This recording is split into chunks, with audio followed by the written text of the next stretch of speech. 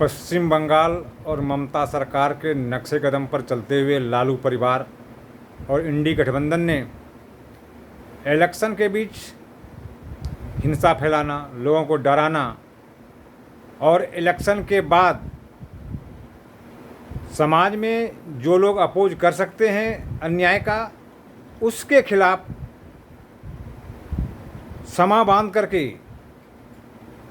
सैकड़ों हजारों की संख्या में लाठी डंडे लेकर के जो लालू जी के परिवार को, राजद को वोट नहीं दिया, उसके घर पर चढ़कर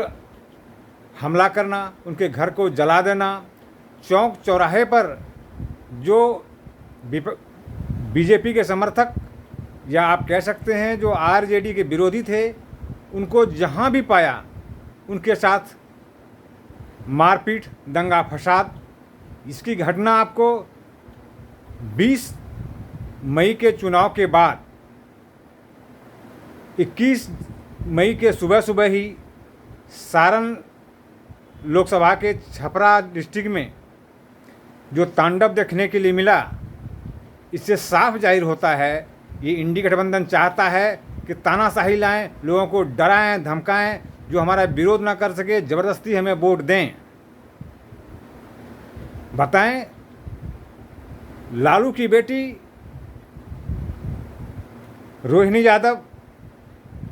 अपनी मां के गार्ड को लेकर के, जो गार्ड मिला हुआ है राबड़ी को, राबड़ी देवी का गार्ड लेकर के, और दूसरे कंस्टिट्यूंसी के नेता क्या कहें, दुर्दांत अपराधी भोला यादव, जो रेप केस में भी वांछित है, लूट केस में भी वांछित है, उसके साथ में छपरा के भिखारी ठाकुर चौक के पास जो बूथ है, उस बूथ के अंदर दाखिला लेती है, इस मंशा से कि वहाँ पर हम जाएं और जो आपराधिक प्रवृत्ति के लोग हैं उसका मनोबल बढ़ा दें, ताकि हम लोगों के निकलने के साथ ही वो बूथ कैप्चर कर ले। वहाँ पर कुछ लोगों ने इसका विरोध किया कि यहाँ पर कोई बूथ छपाई नहीं हो रही है, यहाँ कोई बूथ लूटी नहीं हो रहा, तुमको बूथ लूटने नहीं देंगे, तुम वापस जाओ। इस बात के खींच खा करके लालू परिवार ने वहाँ के राजद के कार्यकर्ता को, यूँ कहें कि वहाँ के यादव कार्यकर्ता को, यादव बिरादरी के लोगों का इस तरह फ़ोन पर ब्रेन वॉश कर दिया कि सुबह सुबह ही वो लोग हजारों की संख्या में अपने घर से 3 किलोमीटर 4 किलोमीटर दूरी से पहुँच करके श्री रमाकांत सिंह सोलंकी जी के घरे पहुंच जाते हैं। ऐसा परिवार जो शिक्षित परिवार है, जो स्कूल चलाते हैं, कॉलेज चलाते हैं, इन सोलंकी इंटरनेशनल स्कूल उनका है, कॉलेज उनका है, उसके घर पे अटैक कर देते हैं, क्योंकि वो भाजपा के जिला अध्यक्ष हैं। तो भाइयों, इस तरह का अत्याचार ये कि मॉडल बनाना चाहते हैं कि हम इलेक्शन में ही इतना डरा दें लोगों को कि सभी राजद को ज़बरदस्ती वोट दें। जिस तरह वहाँ पर पश्चिम बंगाल में होता है कि तृणमूल कांग्रेस को ज़बरदस्ती वोट लिया जाता है, और जो वोट नहीं देता है उसके साथ आगजनी होता है, उसके बहू बेटियों के साथ दुराचार होता है, लूट होती है। वही मॉडल बिहार में अपनाया जा रहा है। तो सभी समृद्ध लोगों को सोचने वाली बात है कि अगर उन लोगों को बढ़ावा दिया जाएगा तो वो लोग किसी भी हद तक जा सकते। इसी में क्या हुआ, अगर रामानंद सिंह गोली नहीं चलाते तो उनके घर में घुस करके उनके घर को लूट लिया जाता, उनके परिवार के साथ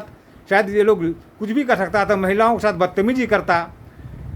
जेंट्स लोगों को मार दिया जाता। तो क्या अपनी सुरक्षा के लिए, अपनी आत्मरक्षा के लिए लोग गोली नहीं चलाएगा? उन्होंने गोली चलाई, ये कानून शुदा है, लाइसेंस इसीलिए दी जाती है, लाइसेंस ही बंदूक से गोली मारी गई है, सरकार लाइसेंस इसीलिए इशू करती है। अगर आपके जान माल पर कोई खतरा आता है, आपकी जान माल पर कोई अटैक करता है, तो उसका जवाब दें आप। हर किसी को सरकार गार्ड मुहैया नहीं कर सकता, उसको लाइसेंस दिया जाता है, और उसी लाइसेंसी बंदूक से उन्होंने गोली मारने के बाद भी फरार नहीं हुआ, एडमिट किया, अगर मैं गोली नहीं चलाता तो हमें मार दिया जाता, हमारे परिवार के साथ बदसलूकी करी जाती, हमारा संपत्ति लूट लिया जाता, पर जाने क्या कर देता वो लोग। उतनी बड़ी मॉब के साथ सुबह सुबह मेरे घर पे अटैक कर दिया गया, पत्थरबाजी कर दी गई। ये सोचने वाली बात है। अगर कानून व्यवस्था को बनाए रखना है तो हमें एक सुदृढ़ और मजबूत पार्टी के साथ रहना पड़ेगा, जो लोकतांत्रिक पार्टी है, जो देश के लिए, राष्ट्र के लिए काम कर रही है। तो हमें बीजेपी के साथ जाना होगा, बीजेपी को वोट करना होगा।